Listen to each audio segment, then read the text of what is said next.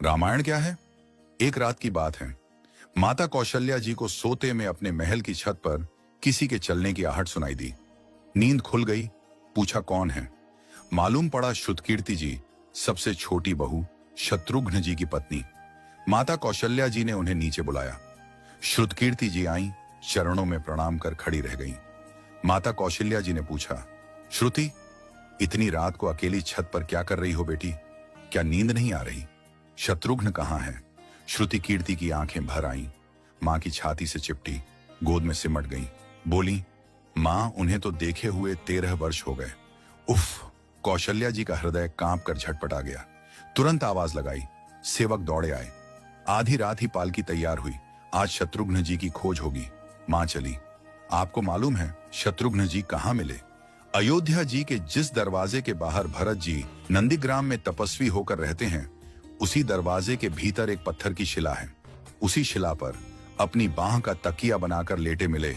मां सिराहने बैठ गईं, बालों में हाथ फिराया तो शत्रुघ्न जी ने आंखें खोली। मां! उठे, चरणों में गिरे। मां, आपने क्यों कष्ट किया? मुझे बुलवा लिया होता। मां ने कहा, शत्रुघ्न यहां क्यों? शत्रुघ्न जी की रुलाई फूट पड़ी। बोले, मां, भैया राम जी पिताजी की आज्ञा से वन चले गए। भैया लक्ष्मण जी उनके पीछे चले गए। भैया भरत जी भी नंदीग्राम में हैं। क्या ये महल, ये रथ, ये राजसी वस्त्र विधाता ने मेरे ही लिए बनाए हैं? माता कौशल्या जी निरुत्तर रह गई। देखो क्या है ये राम कथा। ये भोग की नहीं, त्याग की कथा है। यहाँ त्याग की ही प्रतियोगिता चल रही है और सभी प्रथम हैं। कोई पीछे नहीं रहा। चारों भाइयों का प्रेम और त्याग एक दूसरे के प्रति अद्भुत, अभिनव और अलौकिक है। रामायण जीवन जीने की सबसे उत्तम शिक्षा देती है। भगवान राम को 14 वर्ष का वनवास हुआ तो उनकी पत्नी सीता मैया ने भी सहर्ष वनवास स्वीकार कर लिया।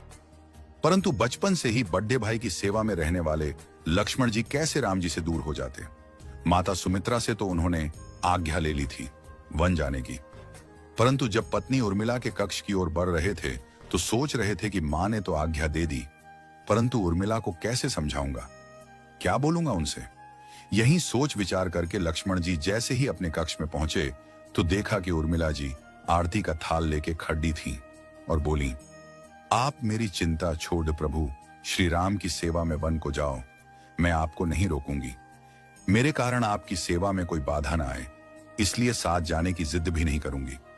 लक्ष्मण जी को कहने में संकोच हो रहा था, परंतु उनके कुछ कहने से पहले ही उर्मिला जी ने उन्हें संकोच से बाहर निकाल दिया।